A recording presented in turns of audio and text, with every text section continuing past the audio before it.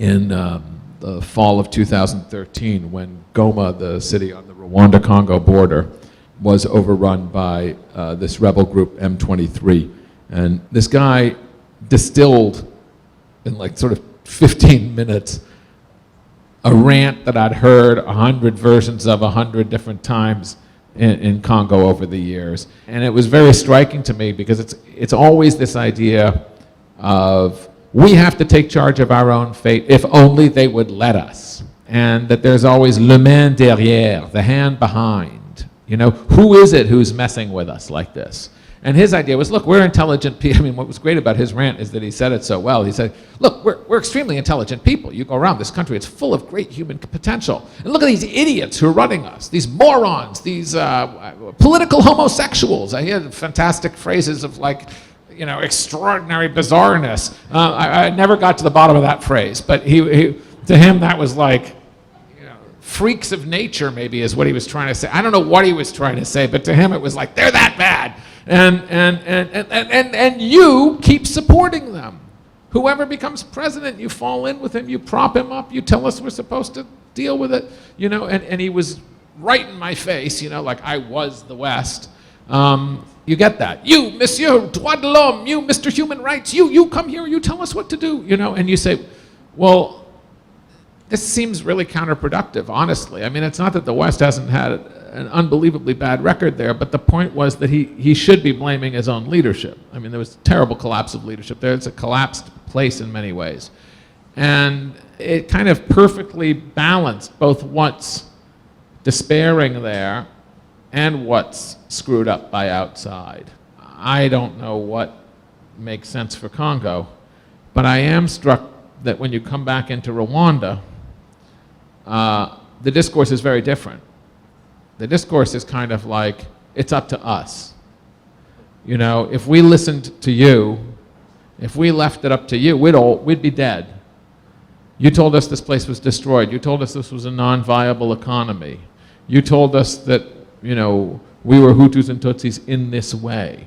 And there's this feeling of, and that goes back to the fact that Rwanda has a cohesion that's also rather unusual in Africa. It's not a typical place. It's a place where you have this national cohesion, you have a kind of physical, territorial cohesion, whereas Congo is a very complex place. I mean, 400 languages and never had a center. We're still around.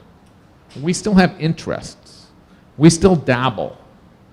But I would say that, you know, the West is probably guiltier, and I don't know if this is better, of a lot of meddling than a lot of very determined sort of programmatic scheming. We monkey around in there, and we identify people or forces, things we don't want to happen, things we do want to happen. We tie a lot of it into money. We push this, and I'm not sure that we have had a very helpful role overall in the politics of these things. I do think that in terms of aid and development, obviously our money is important, but there are a lot of business interests that are complex. You'll often hear Americans talking about, like, well, I mean, the Chinese, they come in here and, you know, they represent all these terrible Chinese values and Chinese political systems and Chinese media culture and Chinese business. And they make it sound as if, like, I don't know, American mining companies in there or some kind of force of virtue. And that, like, you know, the fact that we have a couple of NGOs running around preaching about human rights and democracy means that, like, that's actually our policy and or that we'll actually affect it. Or that that's how you would affect it. That you would come about democracy by having a couple people at NGO offices in New York heckle these people and lecture them and threaten with sending them to The Hague. It's not realistic, you know, and it's very distant, and especially when you sponsor these people for a while, especially when you go in there with rules that you don't abide by.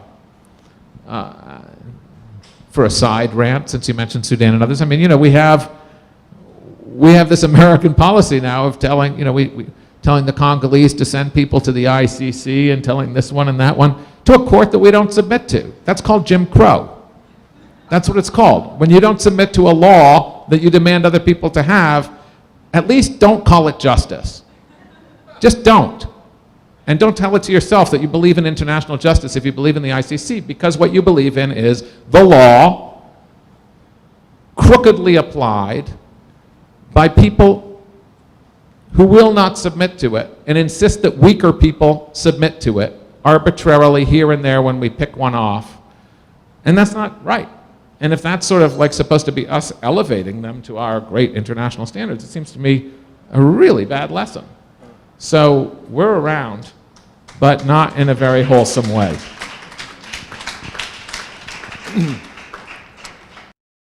I thought it was very striking in Obama's war speech last week that he said, they pose no direct threat to Americans. And then he said, but I will bomb in Syria